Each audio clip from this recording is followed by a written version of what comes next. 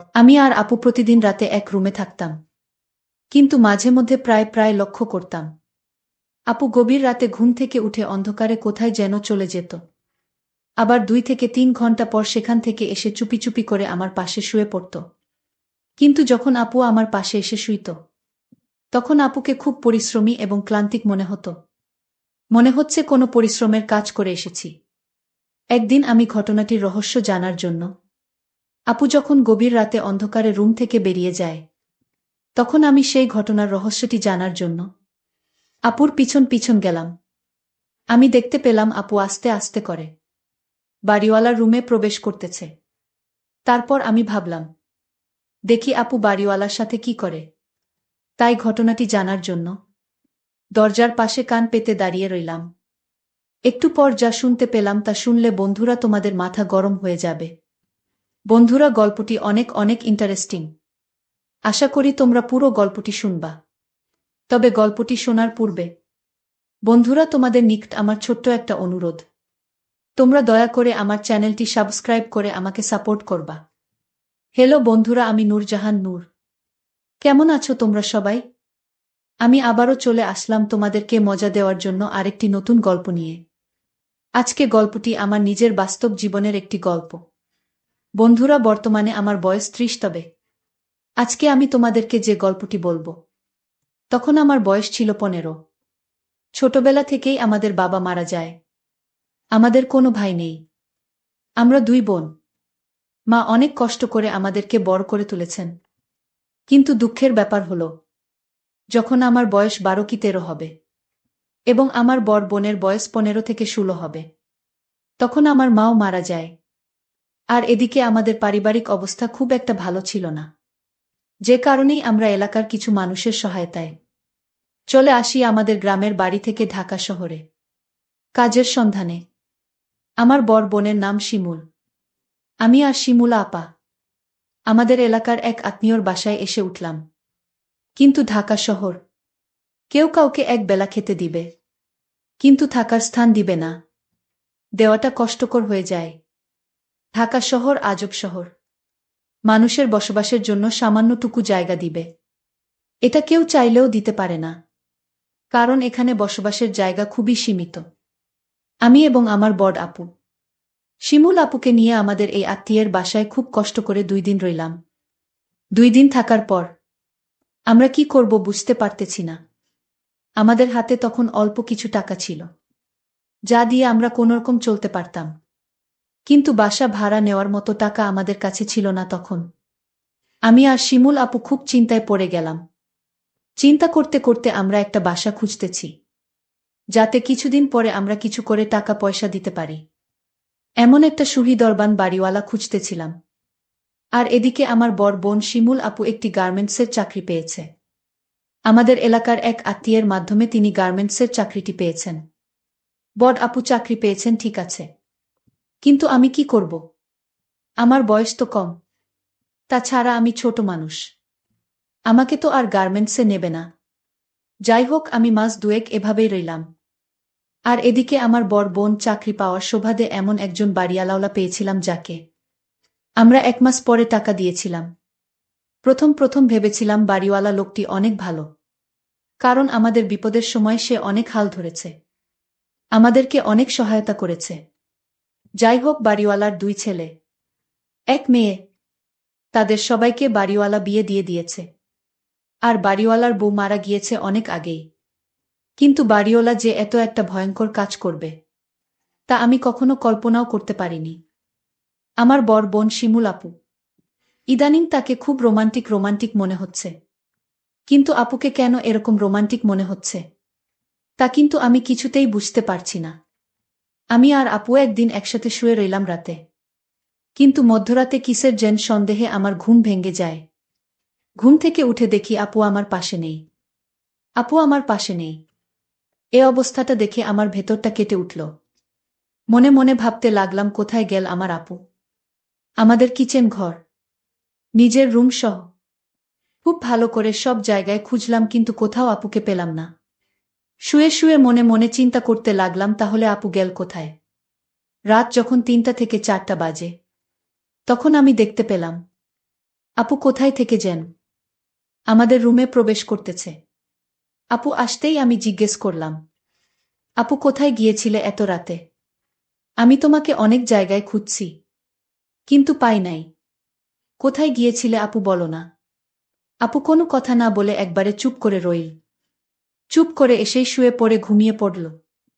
আর এদিকে আমি মনে মনে চিন্তা করতে লাগলাম, আমার আপু তো এমন ছিল না। হঠাৎ করে আপুর কি হয়ে গেল? আমার আপু দেখতে অনেক সুন্দরী, অনেক সুশ্রী। আমার আপু অনেক স্মার্টও বটে। পরের দিন সকালে উঠে আপু একবারে রেডি হয়ে আবার গার্মেন্টসে কাজের উদ্দেশ্যে চলে গেল। আর আমার বয়স কম হওয়ায় আমি তো আর গার্মেন্টসে চাকরিতে ঢুকতে পারতেছি না। কিন্তু মনে মনে ভাবতেছি, আমার বোনের উপর আর কতদিন চলব? আমারও একটা কিছু করতে হবে। তাই আমি একটা চাকরি খুঁজতে শুরু করি। খুঁজতে খুঁজতে আমিও একটা চাকরি পেয়ে যাই, একটি কারখানার প্যাকেজিংয়ের কাজ। যাই হোক, এভাবেই চলতেছিল আমাদের জীবন। কিন্তু আমাদের সবকিছুই স্বাভাবিক ছিল, সবকিছুই ঠিক ছিল। কিন্তু একটি জিনিস এই আমার বিবেককে বারবার বাধা দিতে শুরু করল। আর তা হল, আমরা যে রুমে থাকতাম সেই রুমটাতে আমি আর আমার আপু একসাথে থাকতাম। কিন্তু রাত যখন গভীর হতো তখন আমি ঘুম থেকে উঠে দেখতাম প্রায় প্রায় আপু আমার সাথে আমাদের বিচারের নেই। মনটা তখন খুব খারাপ হয়ে যেত। এ ব্যাপারে আপুকে জিজ্ঞেস করলে আপু কোনো কিছু বলতো না। ব্যাপারটা আমার কাছে খুব রহস্যজনক মনে হলো। যেখানে আমার নিজের আপন বড় বোন রাতের অন্ধকারে কোথায় যায়, আমি ঘুম থেকে উঠেই দেখি আমার পাশে নেই। একদিন আমি ভাবলাম, আপু কোথায় যায়, কি করে? এই রহস্যটা আমাকে জানতেই হবে। আমি একদিন ভাবলাম যে আজকে সারা রাত ঘুমাবো না, কিন্তু ঘুমের ভান ধরে পড়ে রইব। দেখব আমার বড় আপু কোথায় যায়। রাত যখন 12টা বাজে তখন দেখলাম আপু আস্তে আস্তে উঠে দরজা খুলে কোথায় যেন যাচ্ছে। আমিও চট করে উঠে গেলাম। উঠে আপুর পিছু নিলাম। এমনভাবে পিছু নিলাম যাতে আপু কোনোভাবেই বুঝতে না পারে যে আমি তার পেছু নিচ্ছি। আমি দেখতে পেলাম আপু আস্তে আস্তে করে আমাদের বিল্ডিংয়ের 4 তলায় গেল। আমি ভাবলাম, আপু 4 তলায় কি করে? এখানে তো বাড়িওয়ালার থাকে, আর বাড়িওয়ালার বাসায় তো কেউ নাই। বাড়িওয়ালা শুধু একলা। ছেলে মেয়ে সবাইকে বিয়ে দিয়েছে। তার বয়স প্রায় 55 থেকে 60-এর মতো হবে।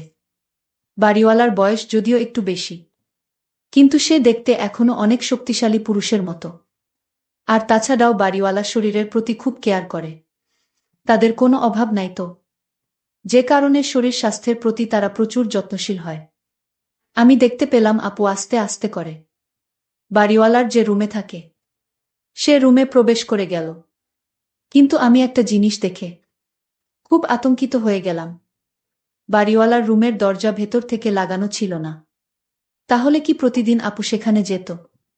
ভাবতেই মনের ভেতরটা ফুপুরে কেঁদে উঠল। আপু সরাসরি বাড়িওয়ালা রুমের ভিতর ঢুকে গেল।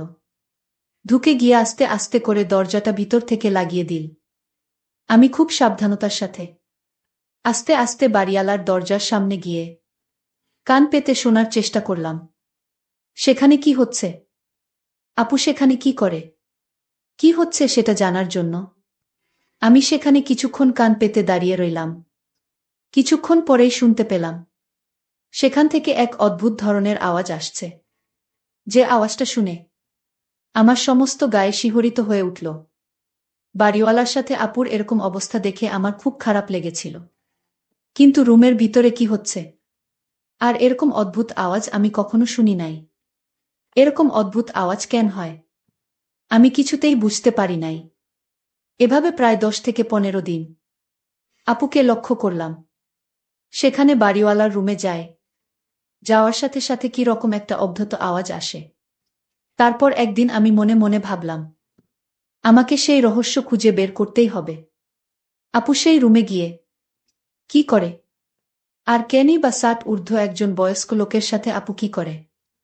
ঘটনার রহস্যটি জানার জন্য একদিন আমি কৌশলে বাড়িওয়ালার রুমের খাটের নিচে গিয়ে বসে থাকি। আর আপুকে বললাম, আপু আমি আমার এক বান্ধবীর বাসায় বেড়াতে যাচ্ছি। আজকে মনে হয় আমি আর আসতে পারবো না।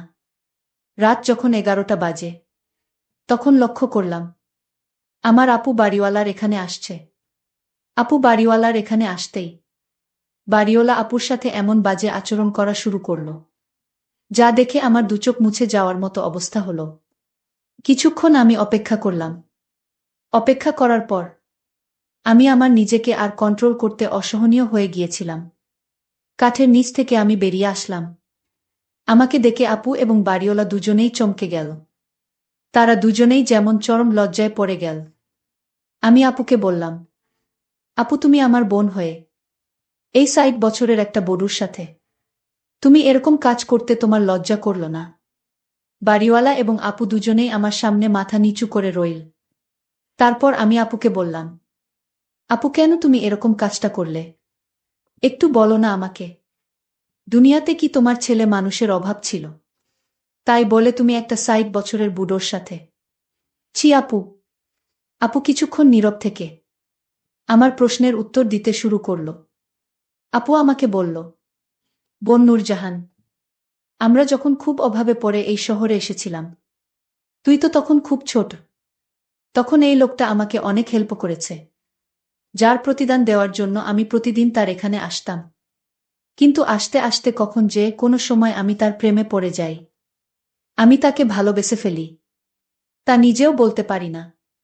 এক পর্যায়ে আমরা বিয়ে করে নেই। বোন আমরা এখন স্বামী স্ত্রী। কিন্তু এই সমাজকে বুঝতে দেই না। আমার বর বোন শিমুল আপুর কাছ থেকে এরকম ধরনের কথা শুনে আমার কিছুটা খারাপ লেগেছিল। তারপর ভাবলাম, যেহেতু আমার বর বোন তাকে বিয়ে করে নিয়েছে, তাতে তো কোনো সমস্যা নেই। আমি আমার বর বোনকে বললাম, তাহলে লুকিয়ে কেন? তোমরা স্বামী স্ত্রী তা প্রকাশ করো। তোমার স্বামীর বয়স বেশি হয়েছে, তাতে কি হয়েছে? যেহেতু তুমি বিয়ে করেই ফেলেছ, তাহলে এটা প্রকাশ করতে অসুবিধাটা কোথায়? তারপর এক পর্যায়ে আমার বোন এবং বাড়িওয়ালা আমার বোনকে স্বীকৃতি দিয়ে সমাজের কাছে এটা প্রকাশ করল। কিন্তু বাড়িওয়ালার স্বভাব চরিত্র খুব একটা ভালো ছিল না। সে আমার দিকে মাঝে মধ্যে কেমন করে জেনে তাকিয়ে থাকত। আর সবচেয়ে বড় কথা হলো, যখন আমার আপু তাদের বিয়ের কথা প্রকাশ করে, তখন থেকে আমি আপুদের বাসায় থাকি। আর আমার দুলাভাই আমার দিকে প্রায় আর জেগে থাকত। আমাকে লুকিয়ে লুকিয়ে দেখার চেষ্টা করত। আপুর বিয়ে হওয়ার পর আপু গার্মেন্টসের চাকরি করে না। গার্মেন্টসের চাকরি টোটাল ছেড়ে দিয়েছে। আমাকে কোনো কিছু করতে দেয় না। দুলাভাই আমাদের ফ্যামিলির সমস্ত খরচ বহন করে। একদিন যখন আমি ঘুমিয়ে রইলাম, গভীর রাতের লক্ষ্য করলাম কেউ আমার সাথে খারাপ কিছু করার চেষ্টা করছে। প্রথমত আমি ভাবছিলাম সেটা আমি স্বপ্ন দেখছি, কিন্তু যখন বিষয়টি আরও জটিল হতে শুরু করল, তখন আমার ঘুম ভেঙে গেল। আমি অনেক জোরাজুরি করার চেষ্টা করছি ছোটার জন্য, কিন্তু কোনোভাবেই ছুটতে পারছিলাম না। মনে হচ্ছিল যেন আমার উপর ক্ষুধার্ত বাঘের মতো আক্রমণ করেছিল। শেষ পর্যন্ত অনেক পরিশ্রম করে আমি তার কাছ থেকে নিজেকে ছাড়িয়ে নিয়ে আমার রুমের বাতিটি অন করতে দেখলাম। সে তো আর কেউ নয়, সে আমার বর বোনের স্বামী, অর্থাৎ আমার দুলাভাই। ৬০ বছরের ঊর্ধ্বে একটা লোকের যে এত পাওয়ার, এত শক্তি, তা যদি তার সাথে আমি ঘনিষ্ঠ না হতাম, তাহলে কখনো কল্পনাই করতে পারতাম না। অবশেষে আমার দুলাভাই আমার উপর যে অন্যায়, অত্যাচার আর জুলুম করেছিল, প্রথমত ভেবেছিলাম সেটা আমার কিছু হবে না। কিন্তু ২ থেকে ২.৫ মাস পর আমি অনুভব করতে পারলাম যে আমি সন্তান সম্ভাবা। বিষয়টি যখন আমি জানতে পারি, তখন আমার খুব খারাপ লেগেছিল। আমি কি করব কিছু খুঁজে পাচ্ছিলাম না। তারপর আপুর কাছে বিষয়টি পরিষ্কার করে খুলে বলি। আপু দুলাভাইকে অনেক বকাবকি করে। অনেক তিরস্কার করার পরে আপু নিজেই সিদ্ধান্ত নিল যে দুলাভাইয়ের সাথে আমাকে বিয়ে দিবে। আর তা না হলে এ সন্তানের কি হবে? এ সন্তানের এমন এক পর্যায়ে গেল যেখানে যদি সন্তানটাকে আমি নষ্ট করে ফেলি, তাহলে আমার জীবনের হুমকি হয়ে দাঁড়াবে। ডাক্তারের কাছে পরামর্শ নিলে ডাক্তার বলল, এটা নষ্ট করার কোনোভাবে উচিত না। তারপর আপু নিজের থেকেই আমার আর দুলাভাইকে বিয়ে দিয়ে দিল। হয়ে গেলাম বইনে বইনে সতীন। বন্ধুরা, এখন আমি আর আমার বোন মিলে খুব ভালোই আছি। বন্ধুরা, যদিও আমার দুলাভাই প্লাস জামাই একটু বয়স বেশি, তারপরেও আমাদেরকে তিনি খুব সুখেই রাখেন। বন্ধুরা, তোমরা সকলেই আমার জন্য দোয়া করবে। পরিশেষে আমি তোমাদেরকে বলবো বন্ধুরা, এই পৃথিবীতে হাজার হাজার কোটি কোটি লোক আছে। তাদের মধ্যে কোনটা মুখ আর কোনটা মুখোশ তা চিনা খুবই কঠিন। আর এমন কিছু ঘটনা এই পৃথিবীতে ঘটে যা সাধারণত স্বাভাবিক কোনো মানুষ মেনে নিতেই খুবই কষ্ট হয়। আর আমার ক্ষেত্রেও তাই হয়েছিল। তারপরেও ভাগ্যের পরিহাসে মেনে নিতে বাধ্য হয়েছিলাম। বন্ধুরা, আজকে এই পর্যন্তই। আবারও আসবো তোমাদের মধ্যে নতুন কোনো ভিডিও নিয়ে। ভিডিওটি যদি তোমাদের ভালো লাগে তাহলে একটি লাইক দাও। প্রতিদিন আমি তোমাদেরকে একটা করে নতুন গল্প উপহার দিব। তাই তোমাদেরকে অনুরোধ করে বলছি, তোমরা যদি এই রকম ধরনের ইন্টারেস্টিং গল্প পেতে চাও তাহলে দয়া করে আমার চ্যানেলটি সাবস্ক্রাইব করো। পরিশেষে তোমাদের সকলের সুস্বাস্থ্য কামনা করি। ভিডিওটি দেখার জন্য তোমাদের সকলকে অসংখ্য ধন্যবাদ। হ্যালো আমার দুষ্টু মিষ্ট বন্ধুরা, কেমন আছো তোমরা সবাই? আশা করি তোমরা সবাই অনেক ভালো আছো। বন্ধুরা, আমি আবারও চলে আসলাম তোমাদের মজা দেওয়ার জন্য নতুন একটি গল্প নিয়ে। আশা করি আজকের গল্পটি শুনলে তোমাদের হয়ে যাবে। তাই গল্পটি শোনার আগে অবশ্যই হেডফোন ব্যবহার করো। গল্পটি শুরু করার আগে বন্ধুরা, তোমাদের নিকট আমার ছোট্ট একটি অনুরোধ। তোমরা দয়া করে আমার চ্যানেলটি সাবস্ক্রাইব করে আমাকে সাপোর্ট করবা। হ্যালো বন্ধুরা, আমি রিহান। চাকুরির জন্যে ঢাকায় থাকি। আমার গ্রামের বাড়ি গাইবান্ধা জেলা। আমি বিয়েও করেছি গাইবান্ধা, আমাদের গ্রামের পাশের গ্রামেই। আমি একটা এনজিওতে ফিল্ড অফিসার হিসেবে কর্মরত আছি। বিয়ে করেছি গাইবান্ধায়। আমার শ্বশুর নাম গৌরাঙ্গ চন্দ্র। পেশায় একজন কৃষক হলেও গত 5 বছর ধরে তিনি ওমান থাকেন। বিয়ে করেছি প্রায় 7 বছর আগে। আমার এক শালা ও এক শালি আছে। বয়স তাদের বেশি নয়। শালা সবে মাত্র ক্লাস 10-এ পড়ে আর শালি পড়ে ক্লাস 7-এ। বিয়ের পর আমার একটি ছেলে সন্তানও হয়েছে। বউ বাচ্চা নিয়ে আমি ঢাকায় থাকি। আমার স্ত্রী অনেক অমায়িক একটা নারী। সৌভাগ্যের ফলে হয়তো আমার ভাগ্যে এই রকম জুটেছে। সংসার, সন্তান আর পরিবার, এ নিয়ে আমার বউয়ের সারাবেলা কাটে। আজ আপনাদের ব্যতিক্রম একটা ঘটনা বলবো। গত 2 বছর আগের কথা। আগেই বলে নেই, আমার শাশুড়ির বয়স 38-এর কাছাকাছি। কিন্তু উনাকে দেখলে এটা মনে হবে না যে উনি 3 সন্তানের জননী। প্রথম প্রথম বিয়ের 3 থেকে 4 বছর আমি ওনার দিকে কখনো ভালোভাবে তাকাইনি। কিন্তু আমার শ্বশুর মশাই বিদেশ যাওয়ার পর আমি ওনার দিকে একটু একটু ব্যতিক্রম দৃষ্টি দেয়া শুরু করি। এজন্যে যে স্বামী বিদেশে গেলে মহিলারা নাকি অন্য পুরুষের দিকে কিছুটা আসক্ত হয়। আর তাছাড়াও আমার শ্বশুর মশাই যখন বিদেশ চলে যান তখন আমাকে বলে গিয়েছিল যে বাবা, আমার সংসার, আমার পরিবার আজ থেকে দেখার দায়িত্ব তোমার। ভগবানের চাইলে হয়তো তোমাদের আর আমার মধ্যে দেখা কবে হবে ভগবানে জানে। আমার শ্বশুর মশাই আরও বলে গেলেন যে বাবা রিহান, আমি তো চলে যাচ্ছি। তোমার শাশুড়ি মার দিকে একটু খেয়াল রেখো। আমি তো বাড়িতে থাকব না। মাঝে মাঝে তোমার শাশুড়ি মার একটু খেয়াল রেখো। আমি বললাম, আচ্ছা ঠিক আছে বাবা, আপনি এই বিষয় নিয়ে কোনো চিন্তা করবেন না। তারপর আমার শ্বশুর মশাই বিদেশ চলে গেলেন। যাই হোক, মূল ঘটনায় আসা যাক। গত 2 বছর আগে বর্ষাকালে আমি অফিসের কাজে ঢাকা গিয়েছিলাম। অফিসের কাজ শেষ করে জরুরি কাজে আমার গ্রামের বাড়ি গাইবান্ধা যাচ্ছিলাম। তখন রাত 8:30 বাজে প্রায়। আমার মোবাইলে আমার শাশুড়ির একটি ফোন আসে। রিসিভ করার পর উনি জানতে চাইলেন আমি এখন কোথায়। আমি বললাম, আম্মা, আমি তো গাইবান্ধার কাছাকাছি, বাড়িতে যাচ্ছি, গাড়িতে আছি। উনি বললেন, বাবা তুমি আমাদের বাড়িতে আসো। সজীবের মানে আমার ছোট শালার শরীর খুব খারাপ, সকালে ডাক্তারের কাছে নিতে হবে। ভাবলাম বাড়িতে তো কেউ নেই, আসলে উনার এ বিপদে আমার থাকা জরুরি। বললাম, ঠিক আছে আম্মা, আমি আসছি। আমার স্ত্রীকে ফোনে ঘটনাটা বললাম এবং বললাম যে তোমাদের বাড়িতে যাচ্ছি আমি। আর মাত্র প্রায় 2-2.5 কিলোমিটার পথ গেলেই তোমাদের বাড়ি চলে যাব। এই বলে আমি আমার বউয়ের ফোন কেটে দিলাম। গাড়ি থেকে নেমে রাত প্রায় 9:20 বেজে গেছে। বর্ষাকাল, তারপর আবারও লোডশেডিং। বাজারে নেমে রিক্সা নিলাম শ্বশুরবাড়ি পর্যন্ত। গিয়ে পৌঁছতে পৌঁছতে রাত প্রায় 11টা বেজে গেছে। শাশুড়ি মা আমাকে দেখে অনেক খুশি হয়েছে। ঘরে গিয়ে দেখি আমার শালার 101 ডিগ্রি জ্বর। ঘুমাচ্ছে। আমার শাশুড়ি মা আমাকে বলল, বাবা তুমি কাপড় চোপড় পাল্টাও, আমি তোমার খাবার দিচ্ছি। শাশুড়ি মা রান্নাঘরে চলে গেল। আমি হাত মুখ ধুয়ে খাটের উপর বসলাম। ততক্ষণে বিদ্যুৎ আসলো। শাশুড়ি খাবার টেবিলে খাবার দিয়ে আমাকে বললেন, বাবা তুমি আসো, খাবারটা ঠান্ডা হয়ে যাবে। আমি দ্রুত গেলাম খাবার ঘরে। শাশুড়ি টেবিলের পাশে দাঁড়ানো। আমি খাওয়া শুরু করলাম। উনি বাসার সবার খবর জিজ্ঞেস করছেন। আমি খাচ্ছি এবং উত্তর দিচ্ছি। হঠাৎ আমার চোখ পড়ল শাশুড়ির দিকে। ওহ মা, এত সুন্দর আমার শাশুড়ি, আগে তো দেখিনি। সবুজ রঙের একটা শাড়ি পরেছেন আজ। হঠাৎ বিদ্যুৎ আবার চলে গেল। আমার শাশুড়ি মোমবাতি জ্বালিয়ে টেবিলে আমার পাশে এসে রাখছেন। পেছন থেকে ওনাকে মনে হলো যেন মধ্যবয়সী এক অপরূপ সুন্দরী। উনার চেহারার মধ্যে যেন অন্যরকম একটা মায়া আছে। আহ, এত নাদুস নুদুস, একেবারে উপভোগ করার মতো। তাকে দেখেই আমার মাথাটা নষ্ট হতে থাকল, আর আমার বিশেষটার অবস্থা খারাপ হতে লাগল।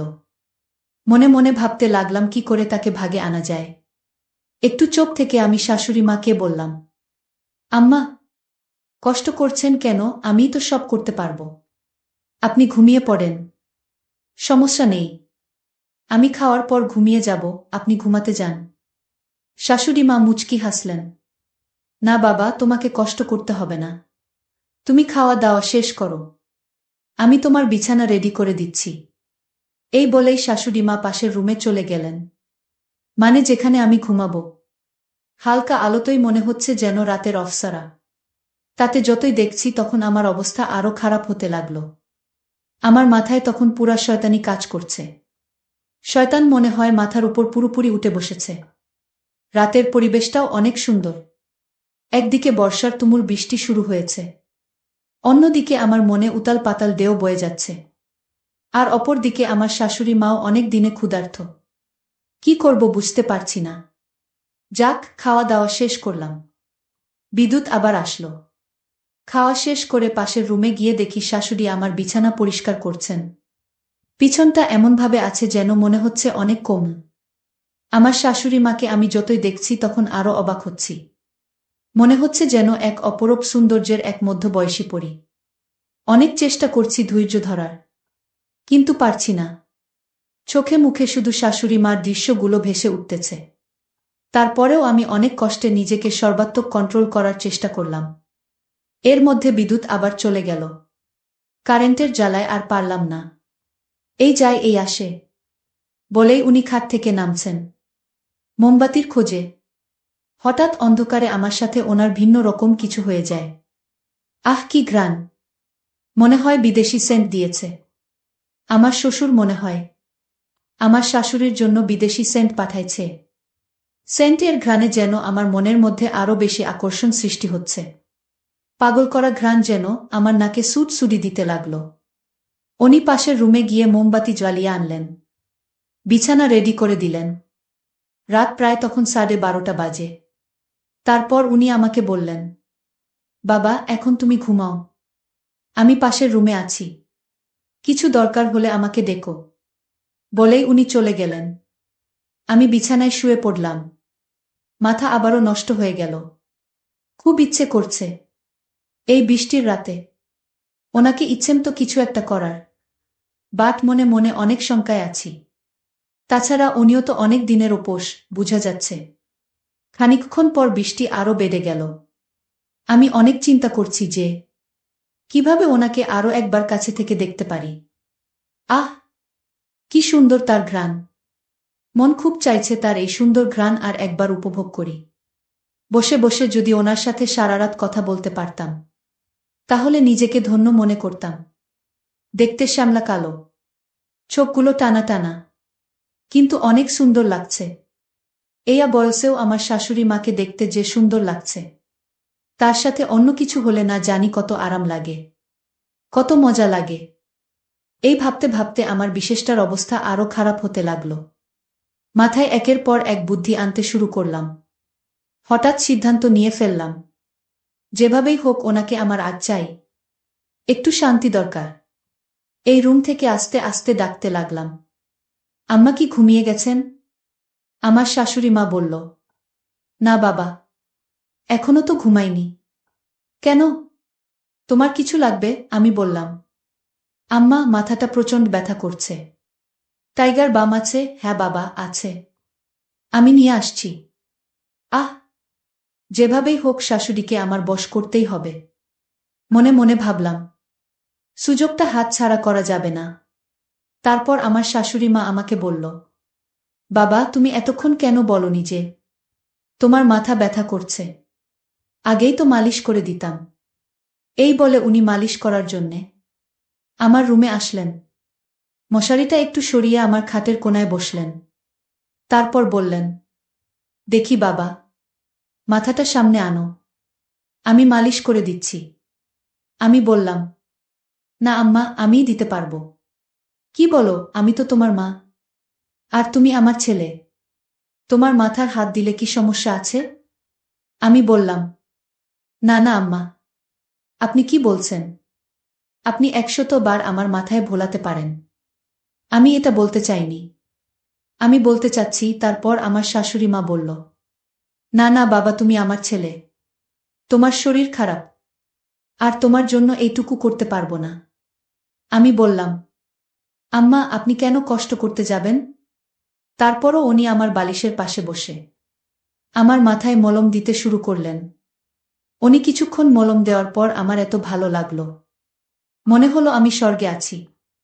বেশ কিছুক্ষণ মালিশ করার পর আমি ঘুমানোর ভান করলাম।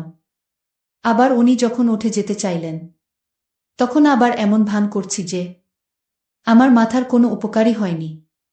এভাবে কিছুক্ষণ চলার পর দেখলাম আমার শাশুড়ি মার ঘুম ঘুম ভাব হচ্ছে। উনি আমার বালিশের পাশেই হঠাৎ ঘুমিয়ে পড়লেন। আমার এবার সকল স্বপ্ন পূরণ হতে চলল। আর আমি মনে মনে ভাবতে লাগলাম, এটা দেখছি মেঘ না চাইতেই জল। আমিও ঘুমের ভান ধরলাম। কিছুক্ষণ ভান ধরে অন্ধকারে কিছুটা সামলে রাখলাম, যদিও মনে তখন অন্যরকম উতাল পাতাল করছে।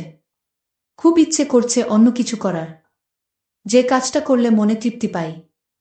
তারপরও কেন জানি একটু একটু ভয় করছে।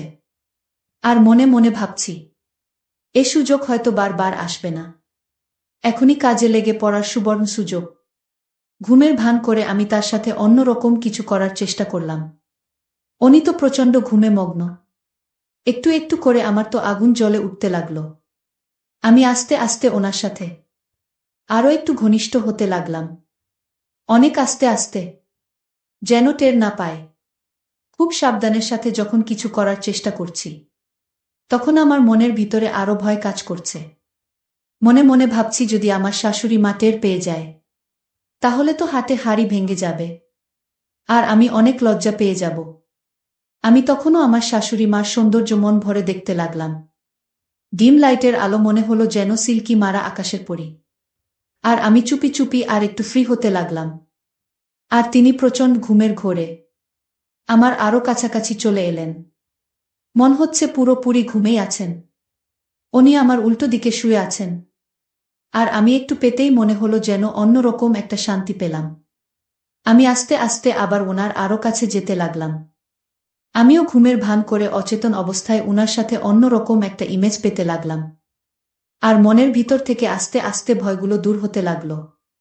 এক পর্যায়ে ঘুমের গড়ে আরও বেশি এলোপাতাড়ি হতে লাগলো। হঠাৎ উনি টের পেয়ে উঠে বসতে চাইলেন। আমি তখন আরও ঘুমের ভান ধরলাম।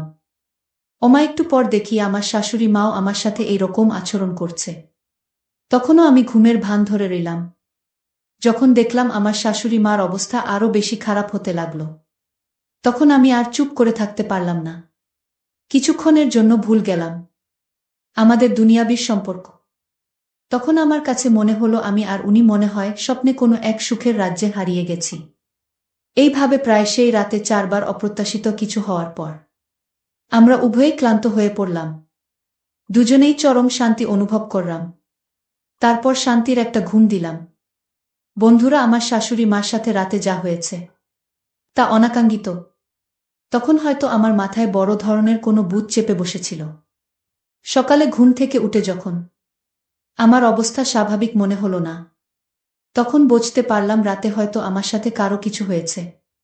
একটু মনে করে বুঝতে পারলাম, যার সাথে হয়েছে সে আর কেউ নয়, সে আমার নিজের শাশুড়ি মা।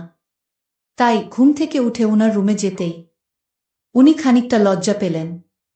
আমিও রুম থেকে বের হয়ে তখন একটু একা একা চিন্তা করতে লাগলাম, আর আমার নিজের কাছেই খারাপ লেগেছিল। সহ্য করতে না পেরে আমি আমার শাশুড়ি মার কাছে ক্ষমা চাইতে লাগলাম।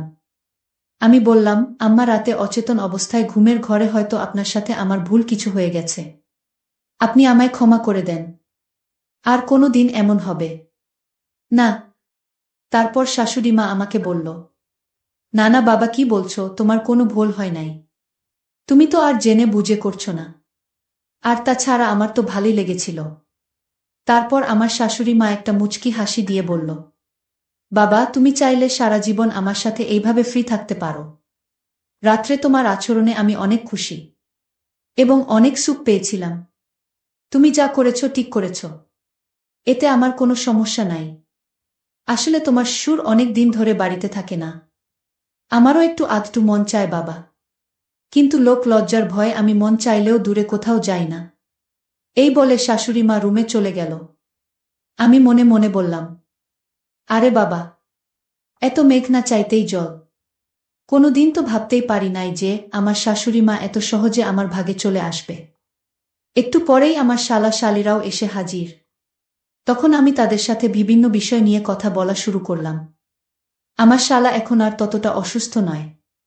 শালা শালিও তারা স্কুলে চলে গেছে। শাশুড়ি পাশের রুমে যাচ্ছে।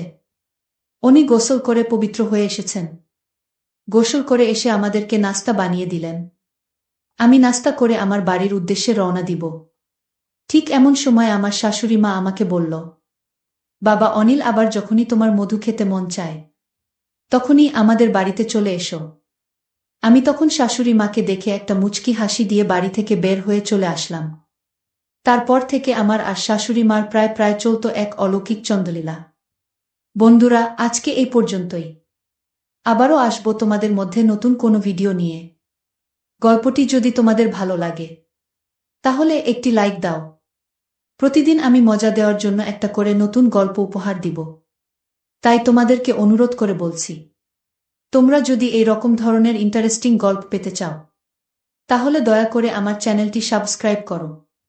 পরিশেষে তোমাদের সকলের সুস্বাস্থ্য কামনা করি। ভিডিওটি দেখার জন্য তোমাদের সকলকে অসংখ্য ধন্যবাদ।